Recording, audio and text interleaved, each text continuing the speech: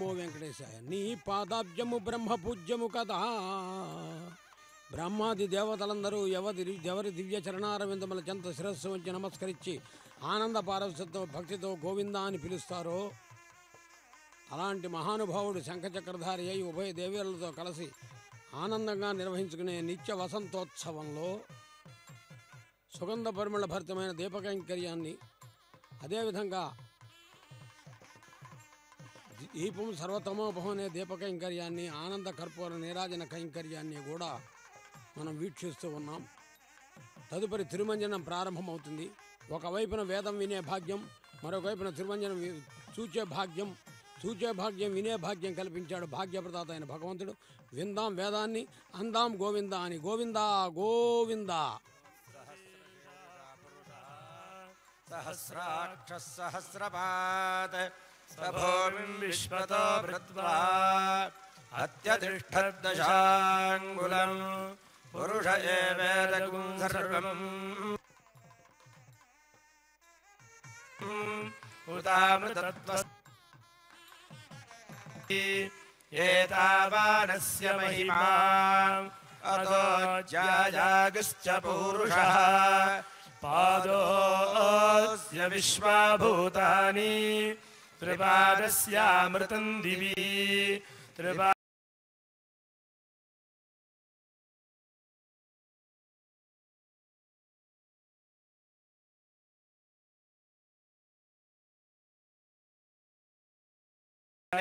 అభి తస్మాత్ విరాడ జాయత విరాజో అధిపురుషః సజాతో అత్యరిచ్యత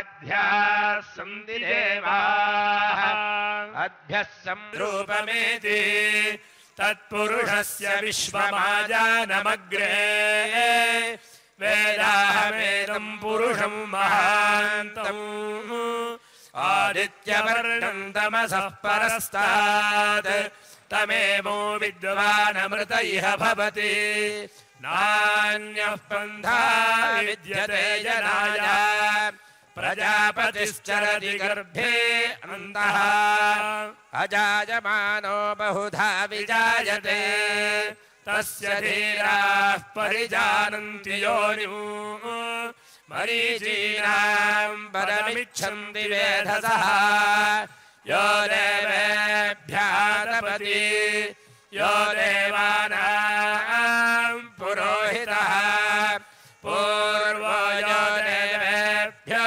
जातः नमो रुचाय ब्राह्मणे रुचं ब्राह्मणो जनयन्तः देवा अग्रे तदब्रुवन् यस्त्वैवं ब्राह्मणो विद्यात् तस्य देवा असन्वशे ह्रीश्च ते लक्ष्मीश्च पत्न्यौ अहोरात्रे पार्श्वे नक्षत्राणि रूपम् अश्विनौ व्याक्तम् इष्टं मनिषाणा अमुं मनिषाणा सर्वं मनिषाणा ॐ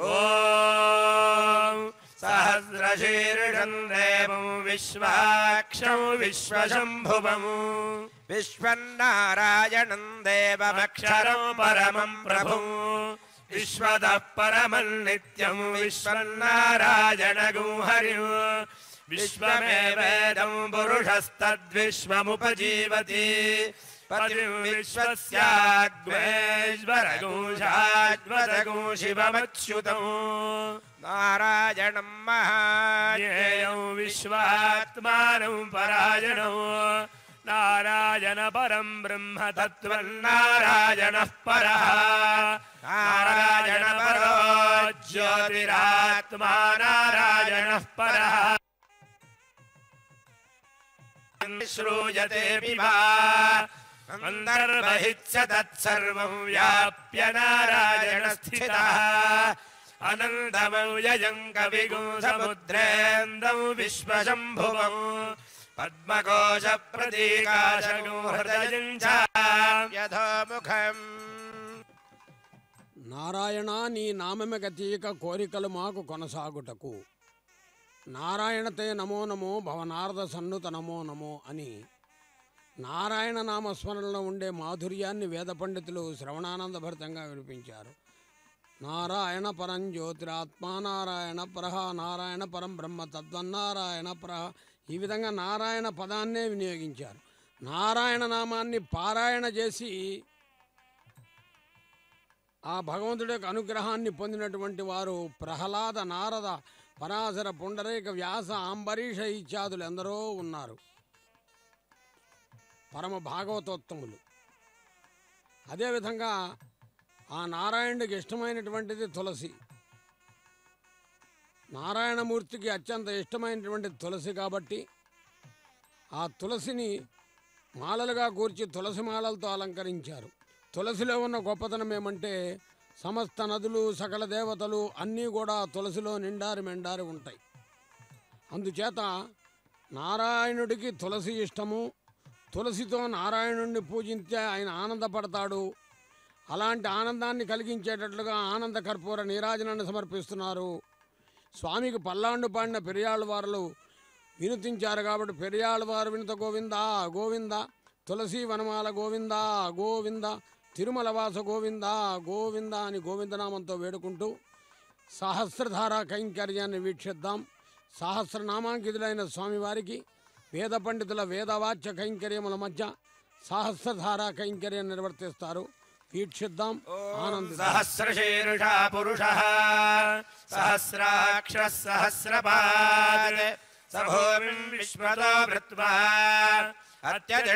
అత్యతిష్ఠద్దశాంగులం पुरुष एवेदगुं सर्वम् यद्भूतं यच्च भव्यम् उदावृतत्वस्येषानः यदन्नेनानिरोहति एतावानस्य महिमा अतो ज्यायागश्च पुरुषः पादोऽस्य विश्वाभूतानि त्रिवारस्यामृतं दिवि त्रिपादोर्भवुतैत्पुरुषः पादोऽस्येह भवात् पुनः ततो विश्वं यक्रामत् पर्याप्त्याहन्तरायाय सर्वस्तोमोदिरात्रमुत्तममहर्भवति सर्वस्याप्त्यै सर्वस्य नित्यै सर्वमेव तेनाप्नोति सर्वं जयति हरिः ॐ